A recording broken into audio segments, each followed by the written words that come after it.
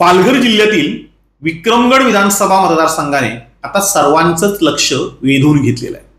कारण तिथे महायुतीमध्ये बंडखोरी झालेली आहे.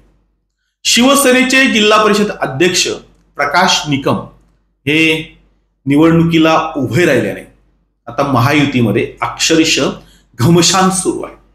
आरोप प्रत्यारोपांच्या फैरी झडतायत. प्रकाश निकम हे इच्छुक उमेदवार होते. त्यांना सलग 3दा फसवलं गेलं.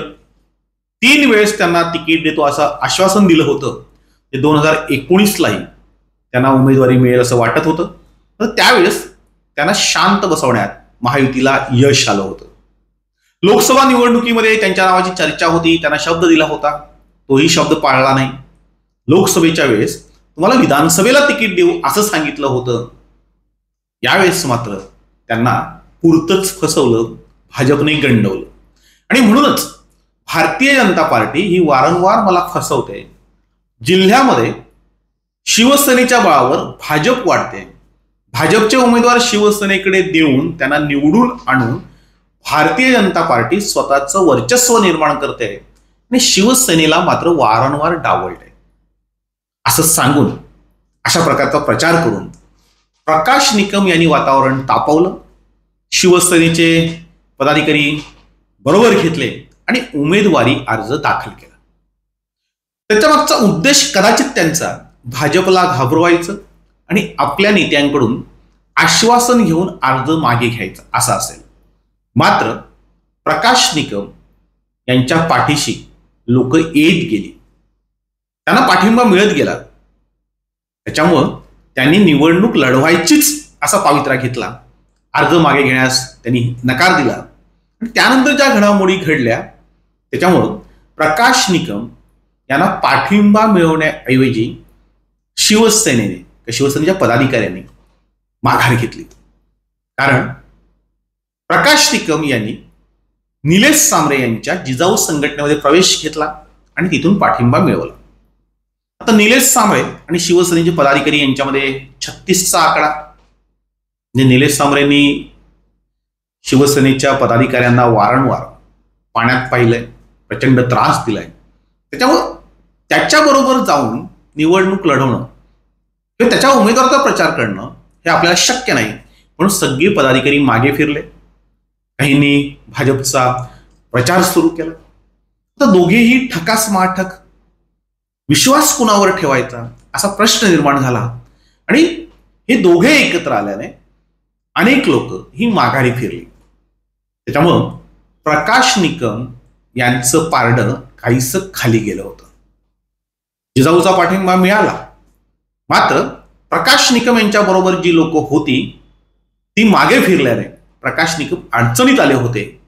आता मात्र पुन्हा प्रकाश निकम यांचं पारडं जड झालंय.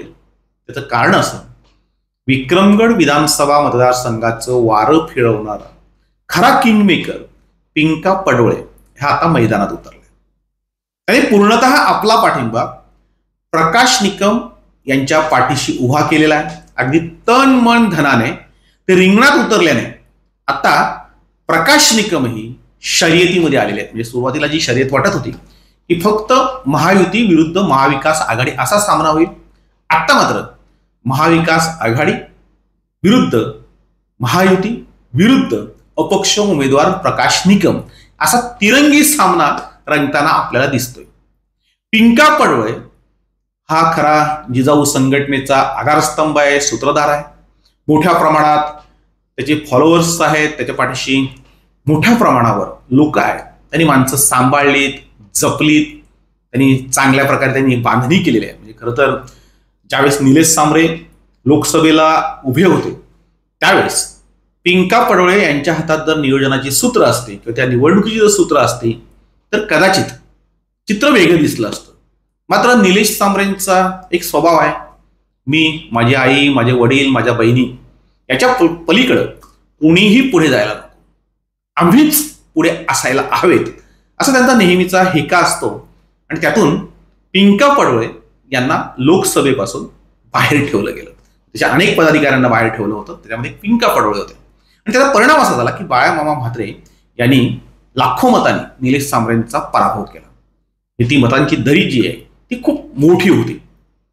पिंका पडवळेंचा आतापर्यंतचा जर इतिहास बघितला म्हणजे अगदी 2019ची जर आपण निवडणूक घेतली, 2019च्या निवडणुकीमध्ये तिथे ज्यावेळेस भाजपने निलेश सांबरे यांची मदत घेणं नाकारलं किंवा निलेश सांबरे स्पष्ट सांगितलं की तुम्ही आम्हाला मदत करू नका, की तुम्ही आमच्या बरोबर येऊ नका, का तुम्ही आमच्या बरोबर आले तर आम्हाला खूप मोठा फटका बसेल, कारण तुमच्या विरोधात इथे लोक खूप आहेत, तुम्ही जे काही केलंय ते लोकांना पटलेलं नाहीये आणि म्हणून तुम्ही आमच्या बरोबर येऊ नका असं स्पष्ट सांगितलं.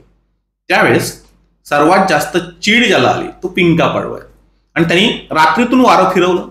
सुनील भुसारा यांच्या पाठीशी त्यांनी आपली ताकद उभी केली आणि जी काही आपली मतं होती ती सर्वच्या सर्व मतं ही सुनील भुसारा यांच्याकडे कशी जातील त्याची व्यूहरचना केली आणि तिथे हेमंत सौरा यांचा पराभव झाला.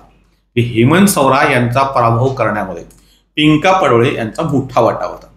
खरं तर 2014ला तिथे विष्णू सौरा यांना निवडून आणण्यासाठीही पिंका पडवळे यांचा मोठा हात होता, कारण तिथे बहुजन विकास आघाडीच्या उमेदवाराला अर्थात हेमंत गोविंद यांना पिंका पडवळे यांनी अपक्ष उभं केलं होतं आणि त्यावेळेस भाजपाला त्यांनी पुढे चाल मिळवून दिली होती. एक रणनीतीचा भाग होता.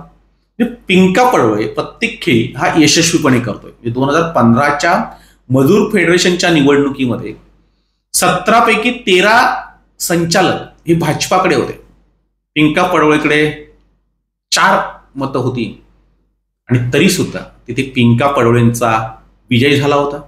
2022 मध्ये विक्रमगड नगरपंचायतीची निवडणूक झाली, त्यापैकी 17 पैकी 16 नगरसेवक निवडून आणण्याचा विक्रम केला होता आणि विक्रमगड इथे 99% आदिवासी लोक असतानाही तिथला नगराध्यक्ष हा ओबीसी करून त्यांनी घेतला होता. तो त्यांच्याच प्रयत्नातून किंवा त्यांचे असलेले लागेबांधे, त्यांचे असलेले संबंध, त्यातून त्यांनी स्वतः नगराध्यक्ष पद ताब्यात घेतलं होतं. ते अजूनही त्यांच्या ताब्यामध्ये आहे.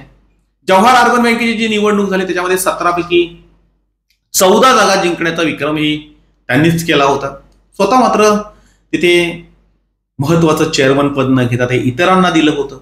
त्यांच्या एकूणच वागण्यामध्ये किंवा त्याच्या बांधणीमध्ये खूप चांगल्या प्रकारची व्यूहरचना असते, चांगल्या प्रकारचं राजकारण असतं. म्हणजे प्रत्येक ग्रामपंचायत निवडणुकीत, पंचायत समिती असो, जिल्हा परिषद असो, या प्रत्येक निवडणुकीमध्ये पिंका पडवळे हे कुठेच दिसत नाही.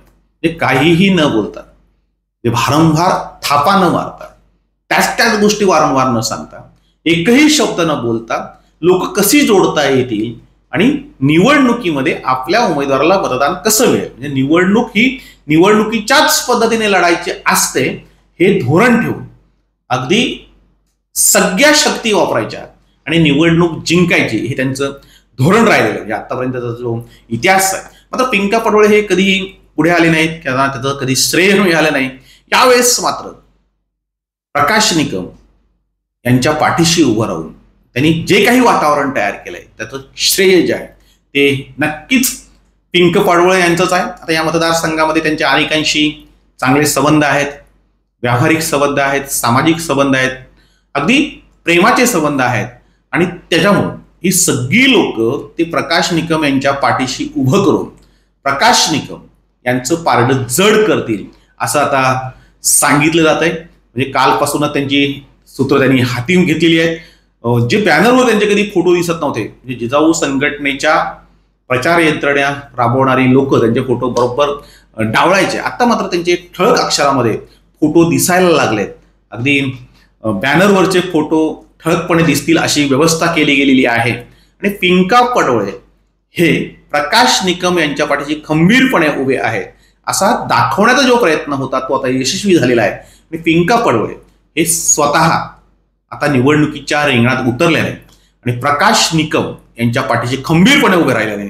प्रकाश निकम हे आता निवडणुकीच्या रिंगणात आलेले आहेत.